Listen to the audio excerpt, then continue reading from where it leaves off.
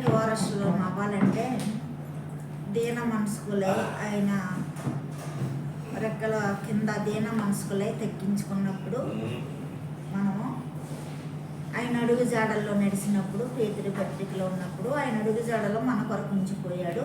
ఆయన అడుగు జాడల్లో మనం జీవించినప్పుడు దీన మనస్కులై మనల్ని మనం తగ్గించుకున్నప్పుడు మనము పరలోక రాజ్యానికి వారసులం అవుతాం. అంతేకాదు చిన్న బిడ్డల వలె. మరి మత్తయి సువార్త 18 ఏమంటున్నాడు ఆయన, మరి ఆయన యొక్క చిన్న బిడ్డను తన యొద్దకు పిలిచి వారి మధ్యను నిలవబెట్టి ఇట్లా నేను మీరు మార్పు నుండి బిడ్డల వంటి వారు అయితేనే కానీ పరలోక రాజ్యంలో ప్రవేశింపరని మీతో నిశ్చయముగా చెప్పుతున్నాను.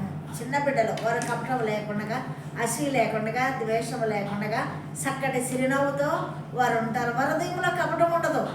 మరి అలాంటి వారిగా మనం ఉన్నప్పుడు మరి మనలకు పరలోక రాజ్యంలో స్థానం ఉందని ఆయన చెప్తున్నాడు కదా. చిన్న బిడ్డల హృదయం కలిగి ఉండాలంట. అప్పుడు మనము తగ్గించుకుంటాం.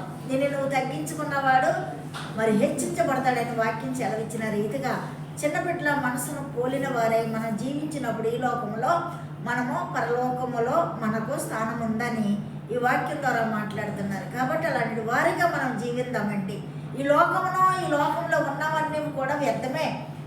మరి మనకి స్థిరమైంది, నిత్యమైంది పరలోక రాజ్యమే. కాబట్టి మనం చిన్న బిడ్డల వల్ల జీవిద్దాం. అప్పుడు దేవుడు మనలను స్థానం ఇస్తాడు పరలోకంలో. ఈ వాక్యం దేవుడు దీవించుగాక.